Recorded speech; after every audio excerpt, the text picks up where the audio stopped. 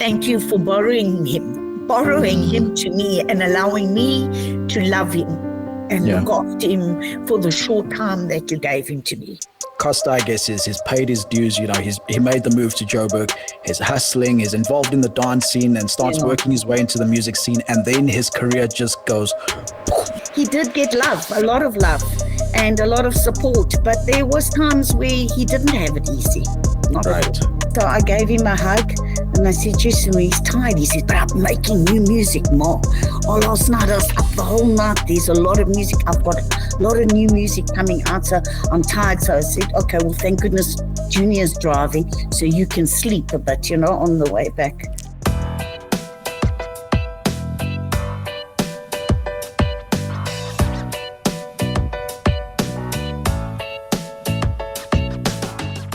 Ladies and gents, from Mzansi to the world, let's get into it. Thank you for joining us today. In studio, we've got an exclusive. That's right, you heard it, an exclusive. Joined for the very first time since the very tragic and sudden loss of Costa Titch. In South Africa, we remember him as the pioneer of trap piano. He was iconic and celebrated by the youth in South Africa for many different reasons. He made an incredible impact. He mastered his craft. And for somebody who knew him as a friend, I can honestly say that Costa deserved, the stage and the platform that he so very hard, worked for. So it gives me great pleasure and great joy to welcome to EXC Studios and the EXC-i8 podcast, Lara Langeveldt. So that being said, buckle up and get ready to ignite your light and keep it burning bright with us here on EXC-i8. All right, Lara, thank you. Thank you so much. Just in a build-up, you mentioned that this wouldn't have been possible a few months ago, right? And you also said that it's because of Costa, this interview wouldn't happen.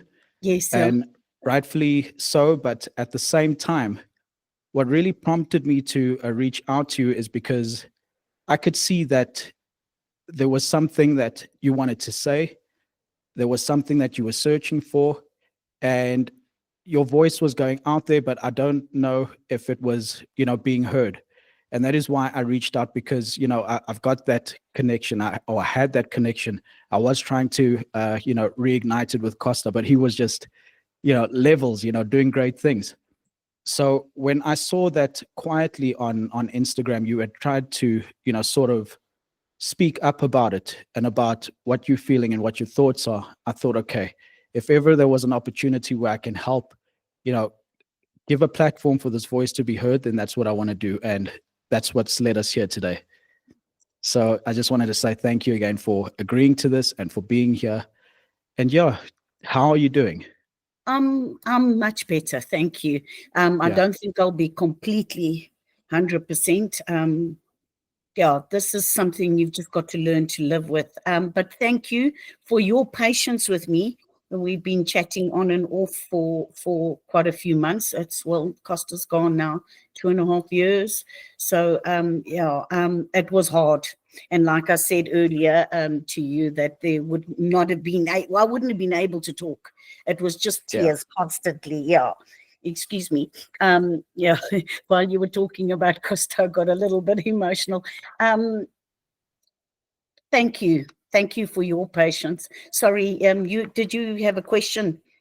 No, not at all. I'm just listening, and I'm thinking, as you expressing about your emotion, like I had to try and stay composed on my side. I think it's the first time I've done an intro that is so close to home. That really strikes the chords. And in that moment, I think everything leading up to this was still surreal. But this makes it, very, very real. And you start feeling those emotions like quite very raw, it's very raw. Yes. So, You're triggering some feelings there. Apparently you were friends with Tumi Bloody as well. With Tumi and Costa. Yeah, quite interesting. Costa. Yeah. Yeah, so I think I mentioned to you a little bit before when we were, talking about doing this. So how we met was actually in studio at the start of their journey, tapping into, becoming a music artist, because Yeah. obviously they were in the dance scene and all of that. Yes, yes. And I remember I had just started putting a verse down on a song, and then Tumi and Costa came in. Tumi was, more of the extrovert, in the duo. Oh, yeah. Yeah. So he was mingling with everybody that was in the studio, and then Costa, he came down or straight over to me, and he asked, "Is it okay if I sit here by you? I just want to listen to you rap and see what I can learn."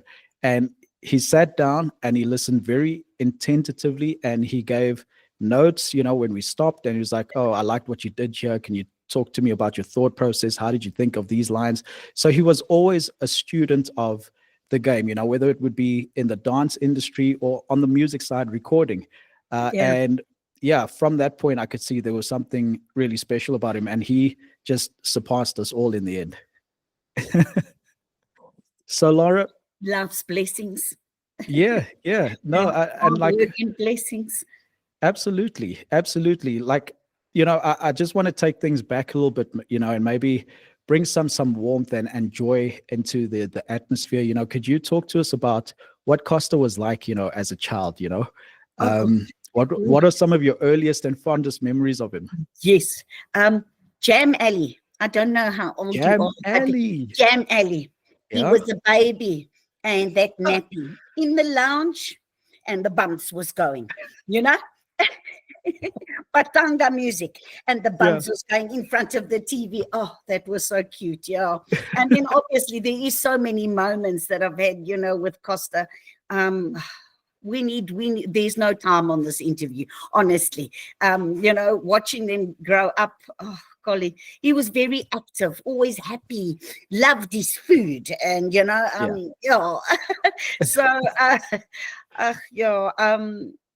definitely those moments, those little moments, as a baby. I don't know why I keep on thinking of that time, normal kids, you put them in front of, cartoons and stuff. Yes, correct. Costa was music.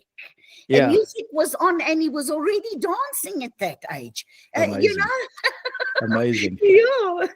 And where do you think the dancing I did while I was pregnant? I was going to say, who does it come from? That was going to be my question. Where do you think that came from? His grandfather on his father's side, Papu is grandpa in Greek. He was a musician, but very traditional Greek music, and shame, he always reminded me of Bart Simpson. I shouldn't say that. Bart Simpson's father, because he had this big tummy, short legs, a heart the size of a mountain, and used to play music and at home, and weddings and all sorts of things, restaurants and stuff. That was a big influence. I used to dance a little bit back in, Jackson, obviously, was the man. Yes.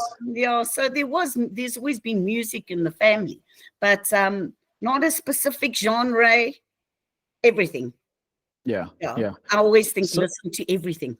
Yeah. What I thought was very fascinating about Costa is that he comes across as shy, a little bit introverted, but yet at the same time he's very much larger than life. And when he gets onto stage, he lights up. Yes. Was it always like that at home as well? Would he just be quiet and then he'll just burst and come alive? Quiet. Sometimes you wouldn't even know he's around. He's in his own world, making notes, experimenting on his laptop with, different sounds. And before he had a laptop, grabbing a computer, one of those desktops that we had in the office, an old thing.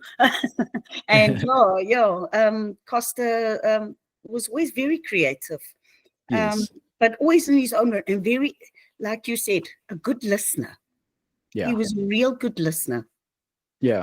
So at what point does he have a conversation with you at some point, as a child or a teenager growing up, saying, "Mom, this is what I want to do. I really want to dance. I want to make a career out of it"? Or does he just do things and you're just sort of watching it, unfold?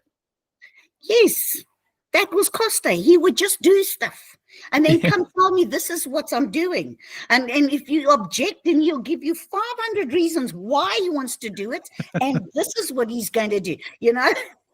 Yeah. We obviously wanted him to study. I mean, when he went to Joburg, you know, he just finished school. And I thought, oh, well, he's done so well at school, you know?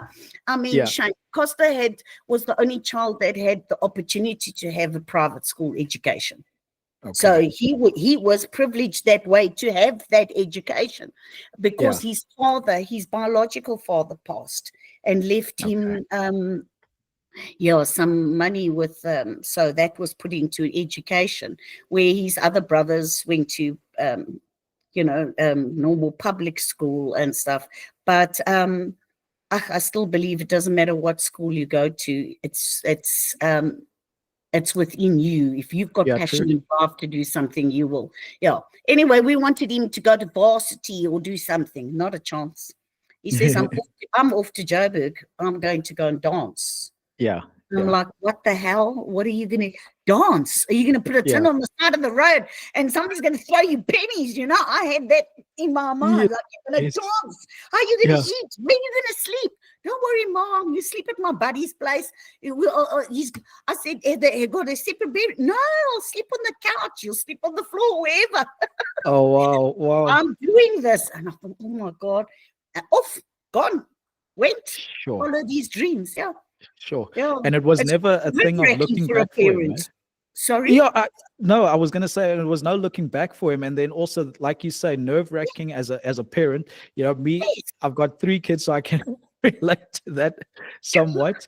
So, now you got to watch Costa chase his dreams and you're going, what? Like, what are you thinking? How do you express that? You know, keep it real, you know, you don't want to demotivate him or be negative, and you think, but you know, what if you don't make it? How are you going to eat? You know what I mean? We can't really afford to support 2 households, you know what I'm saying? So, but geez, determined, eh? He said, no, be positive, Ma.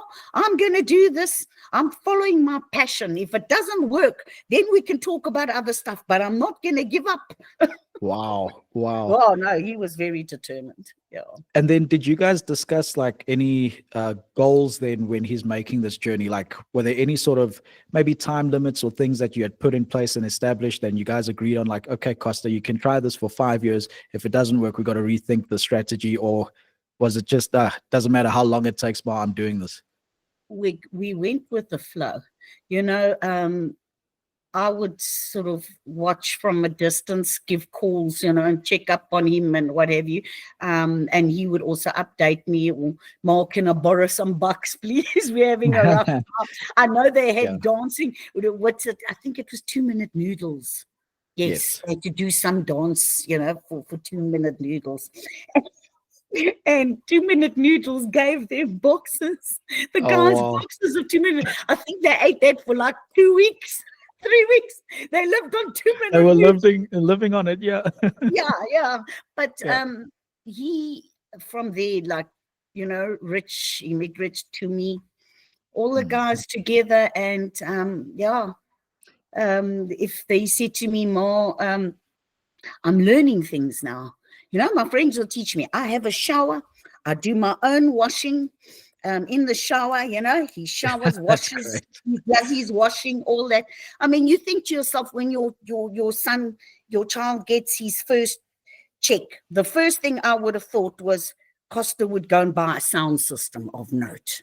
That's what I expected. Yeah, he come washing machine. Oh, he was tired of doing the washing in the showers. I bought us a washing machine, Bob. Him and the guys. That washing machine was treated like gold because they were tired. Gosh. I don't know where I branched off there to talk about the washing machine, but That's brilliant. That is brilliant. So now it gets to the point, Lara, where you know, Costa, I guess, he's paid his dues. You know, he made the move to Joburg. He's hustling. He's involved in the dance scene and starts working his way into the music scene. And then his career just goes. You know, I think it was that song, the Kalakatha remix that he did. Yes. Right? And then all of a sudden, there was just this wave of energy and new flavor and excitement on South African radio and TV. What is going through your mind when all of this is happening and you are seeing Costa achieve everything? Yeah, we had long talks about that, myself and Costa. And I said to him, stay grounded. Make sure you stay grounded. It's nice that people enjoy your music and are listening to you. And it's the fame can get to somebody's head very quickly. But stay grounded. He said, no, more. I'm grounded. And he was actually. The Costa you know is the Costa I know. Right.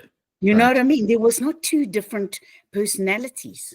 You know, you get some people that are completely different when they're in the limelight, and then you see that personality change when they are behind the scenes or at home, and that. But that was Costa. You know, he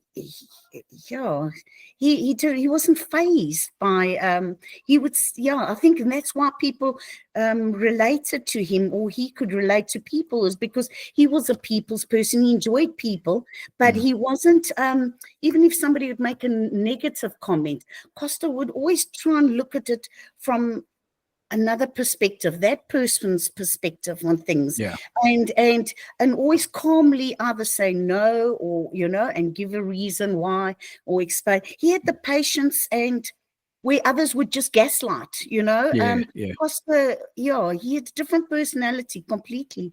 I won't say it came from me, where sometimes your children learn what not to do from you. Okay.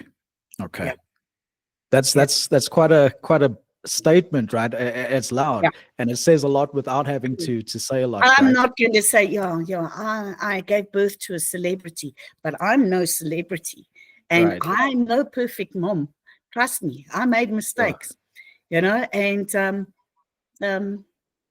rapper, hip hop. I can see where he went, because we Latino, we mixed cultures. There's no way in hell we are going to keep the temperature down at home and everything's going to be like the Stepford Wives. You know what I mean? Right. Yeah. Very passionate. Yeah. Of course.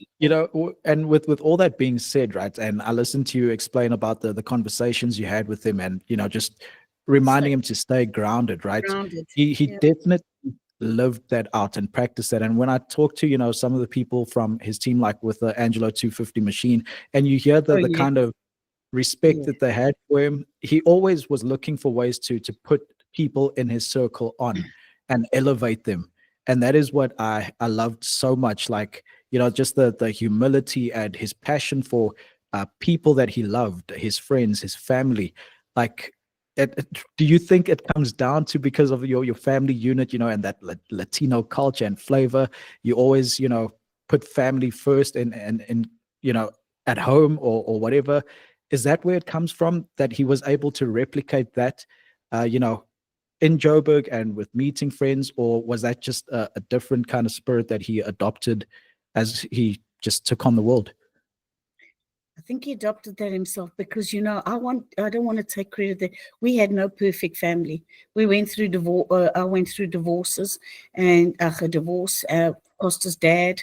There's some personal things I don't really want to talk about, but Costa had a tattoo of his father's name across his chest. I don't know if you remember. On his chest, and that. Costa was exposed to a lot of, there was fights at home.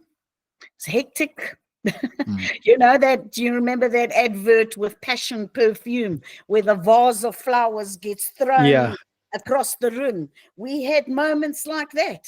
Trust me. Right. And Costa was ducking, and his older brothers, which there's a 10-year gap between Philippe, Costa's older brother, and 9 years with Wesley. So they would be having him in the room afterwards. I'd check, are you okay? And but he loved everybody, and just as much as there was arguments, there was also love. Yes. So so he did get love, a lot of love and a lot of support, but there was times where he didn't have it easy. Not at all. Right. Yeah. Yeah. Well, He had to do things for himself if he wanted. He would go ahead and do it himself as a child. Start hustling on how we're going to make money. Him and Benny, arranging functions at school so that they could have, these dance competitions or just a show and entrance fees and organize. I used to be like the secretary. More go fetch the T-shirts. They had their T-shirts for their dance group. Pick us up here, drop this one there. Yeah. And off I go. So this is him.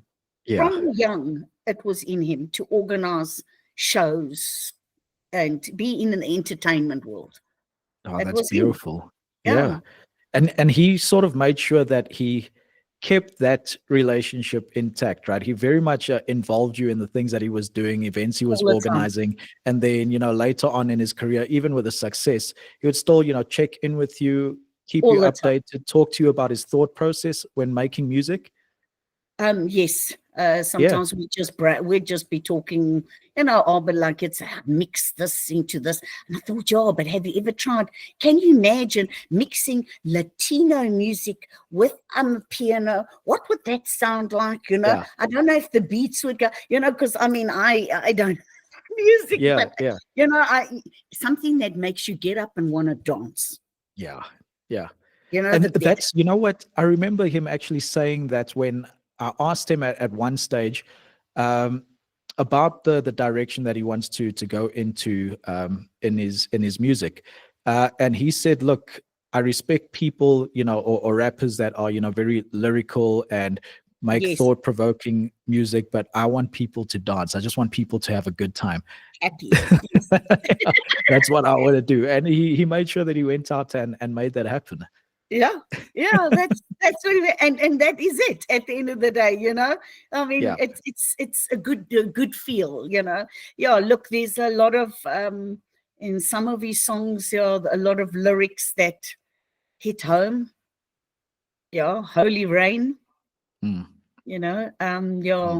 blessings, there's a lot of stuff. If I will pick it up what he's talking about because it's his life.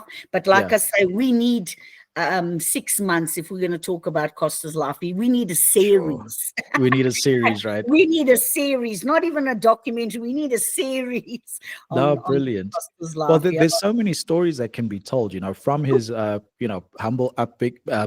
humble beginnings to his exploits in Joburg, to his fame and stardom. There's so much that can be done with Costa's life, and it's truly something that can be celebrated. It's really, like I was saying, there's so much that can be done and spoken about at length with Costa, right? And did he ever bring any of his friends, like as a celebrity? Did he ever get you to meet them or bring them home? Or bring you up to Joburg? Yes, definitely. He's come down with Phantom. Phantom's been to my house here. Khotso, his manager, Ike, Junior, Shampura's been here. So Nelson, I don't know if you know Nelson as well. He was So the guys have been here, definitely from Joburg. And Tumi came down when we were still living in Stonehenge. Well, Costa was young then, but now I'm talking about after Costa started, doing music. Then the guys came down with him. I didn't meet everybody when obviously that was only after Costa passed, but I didn't, with the distance was a huge thing, and Costa traveling so much. Sure. 25 different countries in 1 year. At what point did the traveling really kick off and become so busy? Do you recall? 22. I think Big Flexa started it. Big Flexa. Right. Started the travel. I think Kalakatha was more local country. Local, that's right. South Africa and that, but Big Flexa started with the international trips. Of course, I come from a flying background as an air hostess, so that always bothered me. The flying. I said to you, with time zones and altitude, and then rest time, it can take a toll on one's body. Yeah, for sure. For sure. Yeah. So you're mindful of that, and you're probably Yeah. also giving him advice, like to make sure to Yeah.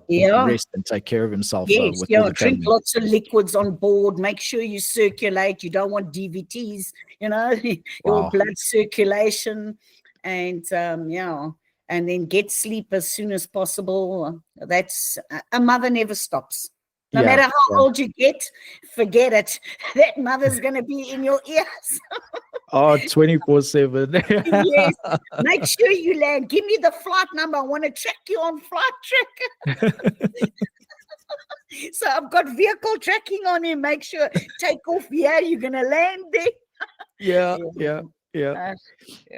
Sometimes I think it was a bit overboard, but maybe it's because I had a feeling. I don't know. Yeah. Yeah.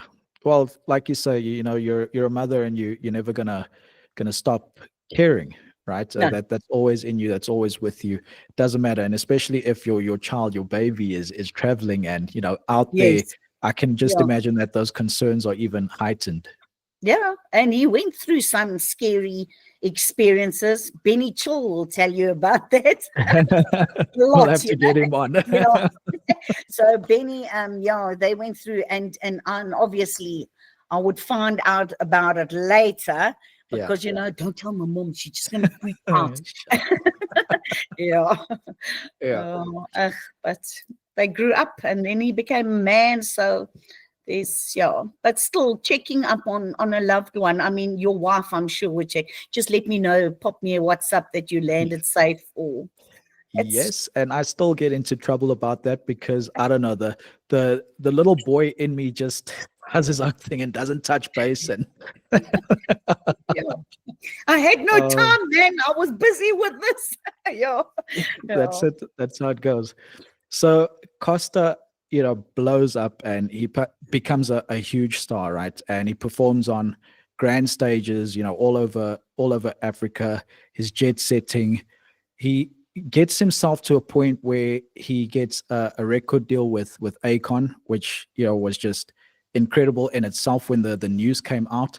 And it really looked like life and his career was just on a major trajectory at this point, especially at a pivotal point in Amapiano, and with him being a pioneer of trap piano, really setting waves and just giving birth to this new flavor, this new energy, which I guess is what caught the attention of the likes of Akon and people around the world. And he gets the opportunity to perform at Ultra, and at a time where no one is expecting it, news breaks out. And I remember that moment. My wife woke me up, and she said, Terence Costa, and she explains. And I was like, no, don't believe everything you see on the internet. And I was like, anything had happened, I'd probably see on Angelo's status or whatever. I immediately went to Angelo's contacts. I didn't see anything from him, but afterwards he had told me that he was in Zim, so he wasn't around when it was happening. Yeah, it was only Benny. That was the Benny the dancer. Yeah. Yes. Yeah. So, like, I can't explain what that feeling was like, even though I hadn't been in touch with Costa, for a while after his career took off, but it was still a friend. So I can't imagine how was receiving the news. What was that like for you? Are you in shock? Are you in disbelief? What were those initial and immediate reactions? I was that day, I saw Costa that day on the 11th because my sister passed of cancer.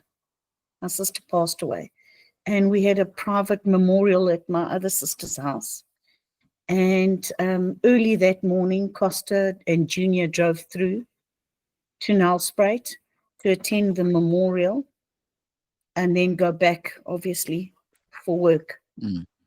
And I mean, we all still said, because you must know, we don't see him as a celebrity. So do you have to go back to work? Can't you just stay another night with us? No, this is a very serious show. I have to go. This is business more. There's lots of you can't pull out of this show. Okay, because we don't know any better and didn't know much about the music industry, Yes, he'd explain a few things, but, we know him on a different personal level. Yeah. And so I gave him a hug, and I said, Jason, he's tired. He says, but I'm making new music, Ma. Oh, last night I was up the whole night. There's a lot of music. I've got a lot of new music coming out, so I'm tired. So I said, okay, well, thank goodness Junior's driving, so you can sleep a bit, on the way back. Sure. And gave him a hug, not knowing that was going to be the last hug, but also grateful to God that I was able to hug him that day. It was almost like he came home to say goodbye to us. Well, okay, my sister had passed on the 3rd of March, and 11th of March was the memorial. But I was fast asleep. I think it was 9, 10-ish. I was fast asleep because remember, I've got PTSD.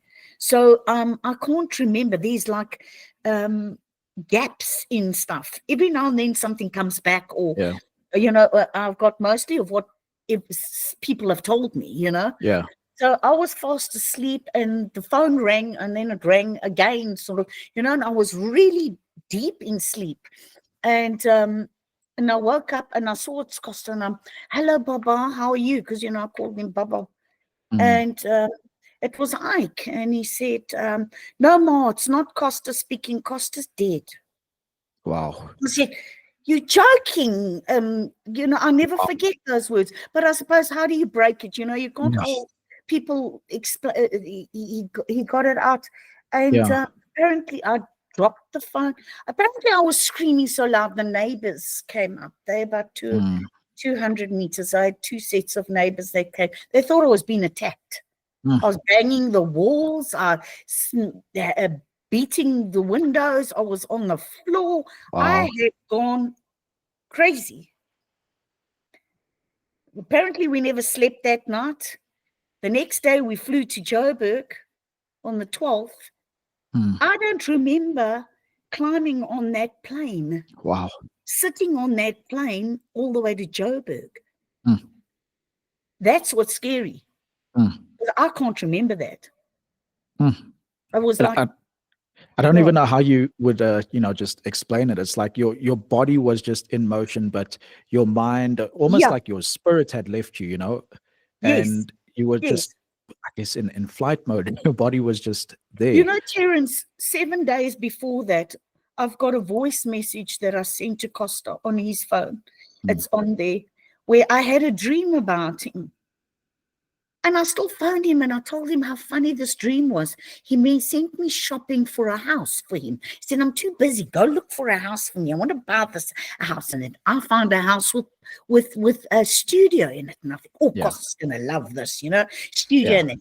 So we're in this house. There's other people also looking in the house, and then kitchen and what have you. And I'm telling Costa, let's go see the studio. Come, let's go see the studio. And he says, I'm not interested. I'm like, what the hell? I'm embarrassed. He's not interested. He wants to walk down. He wants to see the bedrooms. And I'm walking behind him, and he's got sneakers. His feet aren't completely in the sneakers. It's almost like flip-flops. Yeah. So I'm trying to hook his sneakers so that his feet go in, and hook things. And he says, what you doing? What you doing? And I say, just relax, Costa. And I pull him out his body and put him next to me, Yeah. And I said, look what I'm doing, the thing is. And then I wake up and I realize, what the hell? Yeah. That was a weird dream. I have to share this with Costa. And we were laughing about it. Yeah. But he had 2 bodies in this dream. Very interesting. It's just, it was Very almost interesting. maybe it's a message that your son is going to have 2 bodies, the physical and the spiritual. We don't know, do we? We don't know. But it's, thank goodness I've got it on his phone as a message sent to him as proof, with the dream. It's crazy, 7 days before he passed. One could easily, think of it in that way, especially if you're spiritual or you're of faith. I'm sure, people in the comments when they watch this probably right now would comment and try and interpret it and give a definition of that. So if anybody would like to have their say and maybe maybe you do know what it could interpret to, let us know. But very curious to know what people's thoughts about that was. But very interesting that that happened 7 days before. 7 But days. also, what really warms my heart about everything that you've just said is that you were able to say goodbye and hug him. That he came home. That is Yeah. priceless. Yeah. Darren, that's priceless. Yeah. Those arms, it was so, yeah. Yeah. I swore I wasn't going to cry. Sorry. It's okay. But it's okay. It's my baby. Yeah. Yes, he's Yeah. a man. And yes, you know him as a celebrity, but that's my child. Yeah. Yeah.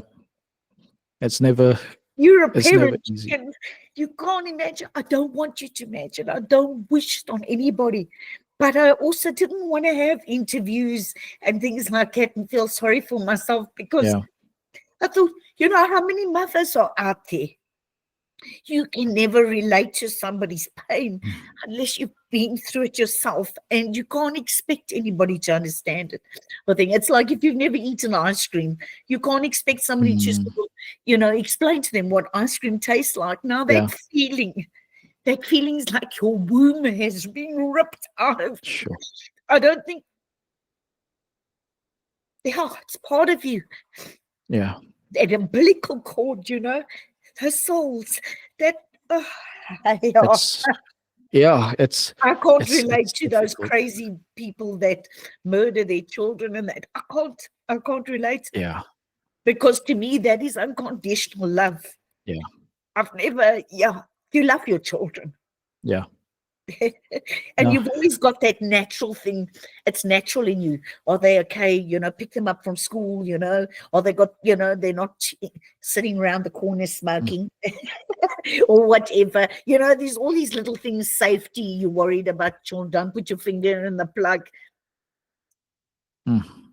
You're in God's hands. You're in God's hands, and it's such a important reminder. And I think, if anybody can take anything out of this story, other than, learning more about what happened, around Costa's passing, is that, it's such a powerful reminder to always, make sure you check in with the people that you love. Yes. When you leave a room or leave the house, don't leave angry or in a mood, because you don't know.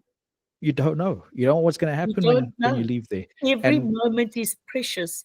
Right. So if there is somebody out there, just stop what you're doing. 5 minutes. I love you. I appreciate you. Because you don't know from 1 hour to the next whether that person's going to be there. No matter how they die. Yeah. How they die, God is in charge. And God decides to take you. They can empty an AK-47 or whatever out on you. If it's not your time, it's not your time. And that acceptance, that is hard, is that argument to God. I often think, you in another country. You've gone flying to another country, you're performing there, you're living there, you're happy. That country's name is heaven. Yeah. It's a comforting way to deal with it and think of it, right? Because you especially when you believe, right, then you gotta sort of have that in you, that what, they're in a better place, they're happy where they are, they're free where they are. And don't we be can selfish to want that person back. We selfish as human beings. We want, because we love, but actually, one wishes the best for your children. What is best is better than heaven. Yeah. God's love is unconditional. Yeah. This world is cruel and kind. You just have to switch on the news and you look at all those kids in Gaza and all these places. And you think, where's compassion? Where's humanity? Yeah. The world is in quite a state of turmoil, right? Look, there was huge questions that I had about Costa falling on stage, and then the second time. Look, I wanted to go into that, because I know I did not like what the media had put out, what the statements were. So, But can't blame the you media. Media gets information from somebody.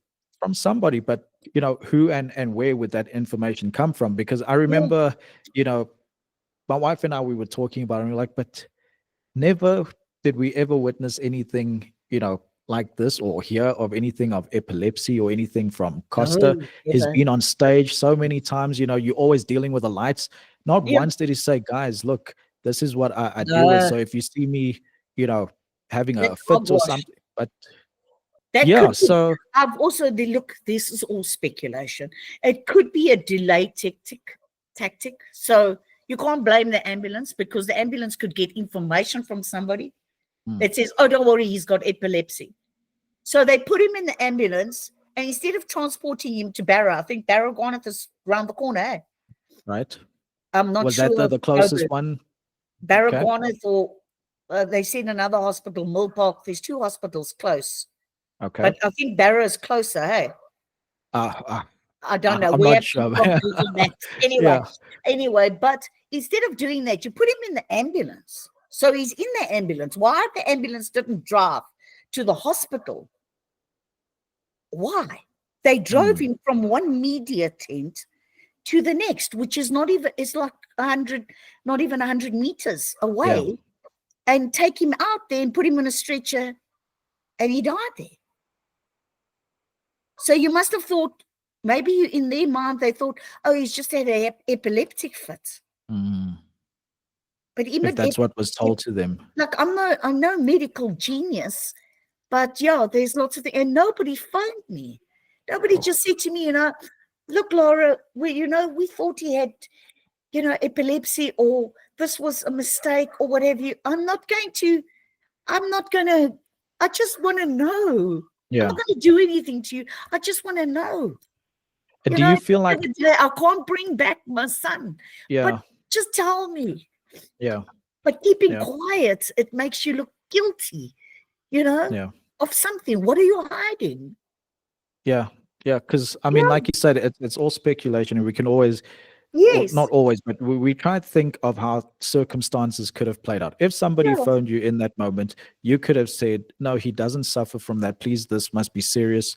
Take him to the hospital or something." Immediately. Yeah. Yeah, because I mean, it was he didn't die immediately when he fell off stage. There was time. It was time before and apparently, I think it was Benny the dancer. In one of the I saw one of the articles from News 24 that Benny the dancer, and that broke me. That Benny the dancer said, Costa was begging for help, so he was able to communicate. He obviously drank something that caused the seizure. He did. We know that something caused it. All right. I dealt with a pathologist. I don't want to mention names or anything because it's a personal conversation. But they say irregular heartbeat. But now, how can you diagnose an irregular heartbeat on a dead heart? Think about it. That's logic. You don't have to be a medical guru to realize. You know what I mean? So, I'm so sorry for this. I thought it was on mute. No, that's all good. But we don't actually know what the cause of death is. Yeah. And that's what we've got to accept. Yeah. And maybe later on technology comes out with more things, but they tested for everything. Obviously, they tested for drugs because he's an artist. Yeah, he sits, he's got dreads, he's got tattoos, and people always, humanity. People judge each other for appearance, how you dress, and you're a musician, so you must be a drug addict.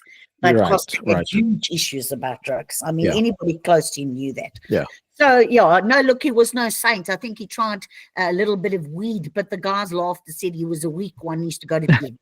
Sleep. He didn't like it.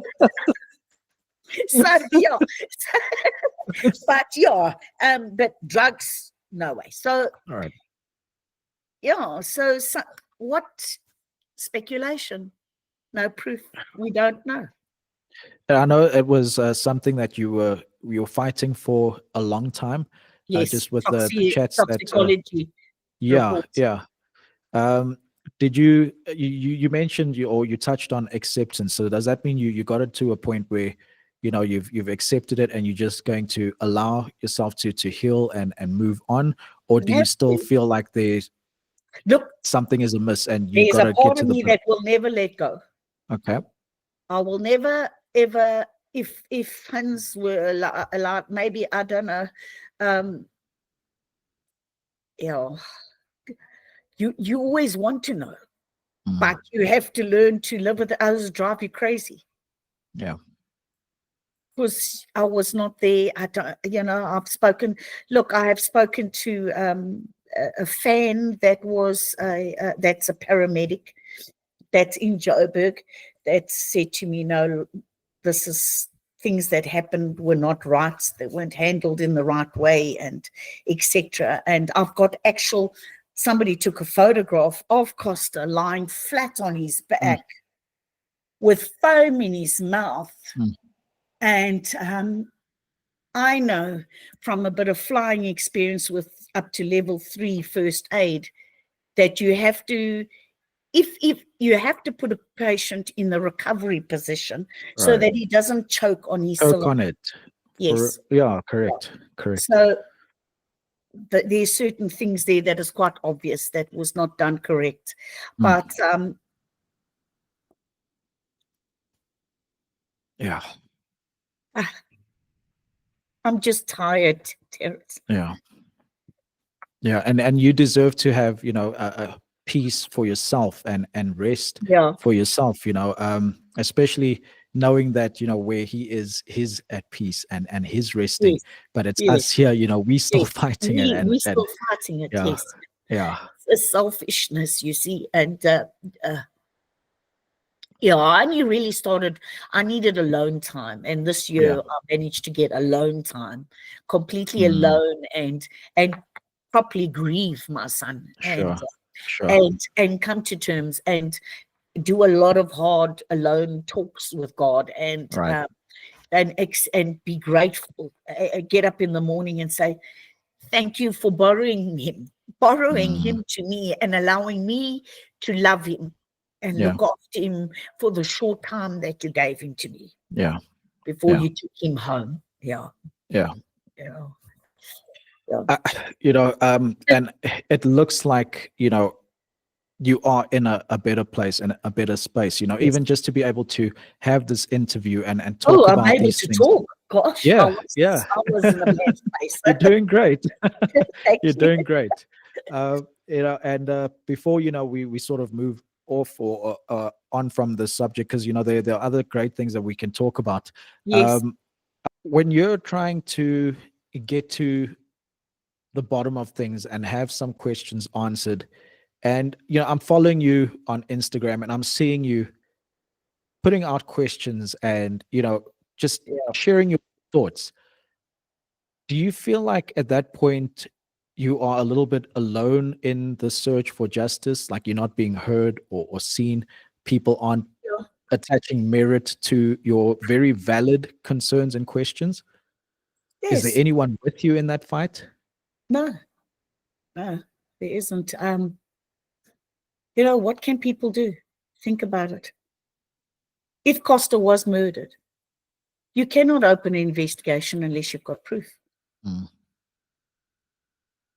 So what can people do? It's hard. It's hard. I've got questions, a list of questions. And there's also a lot of motives. And but let go and let God. Whew, the hardest thing to do. There was something you reminded me of, right, in our build up and, chatting over the course of the last few months, that really, I thought that was such a great reminder. And perhaps, as you let things go a little bit more and, you accept more and you heal more, then things will start to reveal themselves in some way. Something, somehow, something will come up. And you said, you quoted a verse, and I'm going to paraphrase something, but the Bible says something along the lines of, that which is done in the dark will be brought out into the light. I don't know if you remember, you shared that verse with me, and Oh, okay. yeah, Yeah. we sort of just moved on from there. Yes. So Yeah. yeah, I think there's a lot of credit in the method that you are applying now, and you're saying let go and let God, and just trust the process. That in you as human, being human and not having all the insights or access to information that you're looking for that will prove the case, or what your thoughts and your suspicions are. But at the very least, you can allow yourself to heal, and then from there let God take over the process. And we just hope that along the lines things will sort themselves out. And Oh, if not, yes. at the very least you'll be healed by that time. As you sow, so shall you reap. Right, right. I know I don't want to be a Bible puncher here or a preacher or whatever, Right. because believe me, I'm full of faults. But Yeah. whatever, there's action, there's consequences for our actions. People don't fear God, and yeah, if you do wrong to somebody and you're unkind to someone, it's going to backfire. It will. Yeah. You Yeah. can never get any joy out of it. And I'm just thinking now of just the ripple effect of somebody in the position and the stature of Costa, and the things he was doing for the people around him passing sort of Okay. left such a big hole, right? I Yeah. think of the producers, the other artists, everybody Yeah. that was part of Titch Gang. So never Yeah. mind, with his family and No, how he'll be sorely my missed. gang was the only art. The rest were collab artists, but my Right. gang is the only ones that were signed to Titch Gang Records. Right, right. Yeah, as the company. Yeah. Because it's Costa the artist, and then he Yeah. was himself signed to his own record Right, label. right, Because right. he's independent.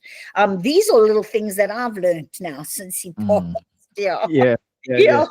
The difference between publishing and masters, and Yeah, you masters, got into the little- nitty-gritties. little things. But obviously, and Costa's got a ton of music, Sure. a ton of music that has not been released. Yeah. Yeah. And are We you did still release the one, but I actually didn't like the song. okay? No. Yeah. Compared to the original is a lot better, but then the guys mixed it and changed, and it became 5 minutes, and I found it too long. Okay. But I just went with the flow, and we dropped it. Yeah. Okay. What are do you I'm the old lady, man? What do I know? are you managing all of this still? Are you now effectively like one of the managing directors. Titch Gang? Okay. All right. There's 4 shareholders now. It's myself, Costa's brothers, Wesley and Philippe, and his sister, and Costa's sister. Yeah. But, none of us have got music experience. Okay. So obviously, we're going to see what is in the best interest for Costa. Right. Yeah. For his new music and stuff, we will make some decisions there. Yeah. Well, that was going to be my follow-up question to that. Are there plans for new releases? We saw over the years, after Tupac had passed away, that years later there was still new music from Tupac coming on. Will you guys be following a similar path, knowing that there was so much music Costa created, and other collaborations that could maybe be done with the music that he's made, like remixes and things like that? Definitely. Is the Titch Gang brand still very much alive, and will you continue that legacy, or do you think it would be best, like you say, you'll decide what the best interest for Costa would be to is another thought, let's move on from this and maybe get some bigger company with more resources and obviously more experience. But it's about what will that company do for Costa. I don't know. I'm just brainstorming. I don't want to please the news gets out there that we're thinking of bringing in other people. But there's a lot of things we brainstorm. What's in the best interest of Costa? We can't hold on to. He worked so hard, Terence, and it almost feels like If I hold on to him, that's a loss. But if I hold on to it, will I be killing his legacy just because of my lack of experience? Yeah. I've No, tried I learning understand your as much as sentiments. possible, but I can never compete or with somebody that's got knowledge for 20, 30 years Yeah. in the industry. You've got experience. You know exactly what I'm talking about. I've had to learn, and I've got wrong information. People, Yeah. People take advantage of you. They That do. They don't will. know what's They will. going on. They will. They will. And it's one of those things that you really got to be, you have your wits about you in, because like you say, people will try to take advantage of the situation. And Definitely. if they see that you lack knowledge or experience in the industry, they will definitely try Oh, of and, course. and capitalize I'm the on that. weakest link. Right. So Yeah. I think just, being sure that, if you guys do continue with it and you do want to let the Titch Gang legacy live on and, honor Costa's music and what he created, and it's just about being surrounded with the right people. And obviously you'll trust your discernment in that regard. Yeah. We will see. Yeah. We'll see. Absolutely. But look, he's got lovely music. Yeah. There's one or two songs there that are very special to me. Yeah. It was almost very spiritual, yeah. Sure. But there's really good music. Like I say, I wasn't too fond of Costa. Yeah. And gut feeling wasn't right. I wasn't wrong because Right. I don't think it is as popular. No. Mm. But it's not about being popular. It's about putting his voice out there. It's not Yeah. about being the best of everything. You don't have to be, Yeah. Yeah. Isn't that, yeah. He lived his life like that. And I think in one of the ways to honor that would be to continue in those sentiments, right? Because he would still want people to be able to enjoy what he Yes. created and be inspired by it. And on that note, Costa being the type of person that was so energized and passionate about people, and also his country and his fans. What do you think are some key takeaways that people watching this, or that his fans, those who supported him, can take out of his life's journey? I think to try and learn to respect each other, especially the youth, break out of your comfort zone. Try and learn something different. Make a friend that doesn't even speak English. Make a friend overseas that speaks Italian. Use Google Translate, whatever. Just learn something different. Break out of your comfort zones. Yes. Yeah. Try something different. Don't be scared. And Costa wasn't. He wasn't scared to be himself. You don't have to be the most popular kid on the block. It's okay. You are you. You are perfect the way God made you. And Absolutely. Costa was himself. Yeah. And now you being in the music industry, are there any things that you would like to see changed in the South African music industry, or are you happy to still just play the role of an observer and somebody who's learning how things go? Sure. If you could change something You about nailed it there. If I could change something. I'd wish for transparency, for more transparency for artists. More transparency with their music. I believe that a lot of artists were exploited and never got what was duly owed to them. They work hard. It's their talent. It's their hard work and talent that God gave them. No other company should be making money off them like puppets. So I don't think the artist of the day is given respect that they are entitled to. And but we don't want to go there. I'll cause a revolution. So I let me think keep quiet. a revolution is needed, but maybe we could talk about that off air, because I agree with you, Yeah, 100%, 150,000,000,000% on okay. what you Yeah. just said. I agree. And I'm sure there are artists that will be watching this going, yeah, Lara for president. So, No. They don't want me. They'll have to come back and apologize because I was throwing things around. Then you get all the Latino come out of me, whatever culture, from wherever. I'll lose my shit. Yeah. No, brilliant. yeah. Oh, brilliant. Lara, it's been fantastic talking to you. And hey, we made it through it, hey? We made Hey, it through geez, it. we did. Yeah, thank you. Yeah, through a bit of tissue and Yeah, everything. But thank you for making me feel comfortable. Yeah, it's I an really absolute appreciate pleasure. that. I'm glad that we could finally do this. Hopefully the next one, we're probably going to come out to the mountains to come and visit you and do something there. Oh, that'd be lovely. Something. We have coffee together. Yes, There yes. we Go go. for a There we go. walk. Yeah, Yes. No, that's that sounds lovely. great. That sounds great.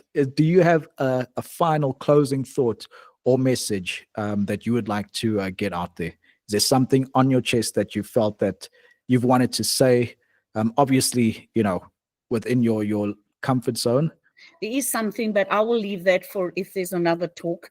But there's one thing I need to say for Costa's fans.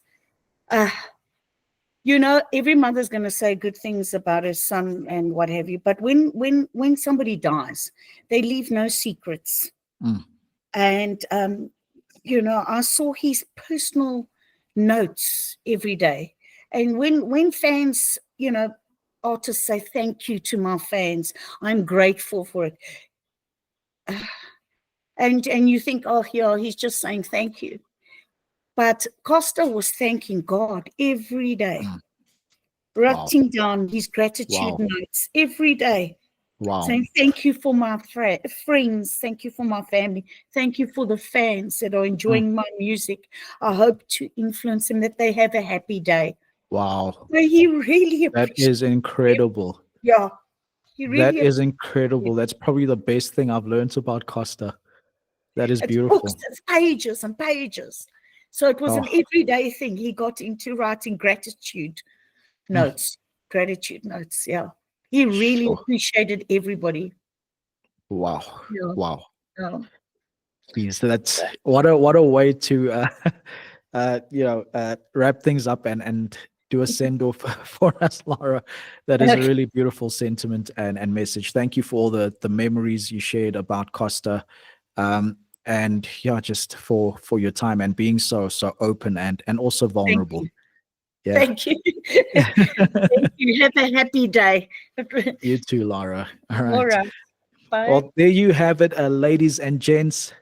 Wow, what a story, one to be celebrated, and I hope for many more years we will still celebrate the legacy of the iconic Costa Titch. And closing thoughts on my end: never take anything for granted, never take the people in your life for granted. When you leave the house, let the people know where you're going and let them know that you love them. I don't think we say that to our family and friends often enough, especially in the kind of world that we live in today. And also because, our time here is really borrowed time. Let's make it count and let's celebrate one another. And I guess in many ways, that is part of the purpose of this podcast, is to celebrate the people that make Mzansi tick and move, that make the world tick and move. And I hope it's something that we will be able to continue doing for a very long time. So please do stick with us, stick around, stay a part of the journey, continue to plug in so that we can ignite your light and help you to keep it burning bright. That is us here on EXC-i8. All right. Thanks, Lara. Thank you. Bye. Have a Excellent. happy day. You too, Bye. Lara. Cheers. Bye. Bye.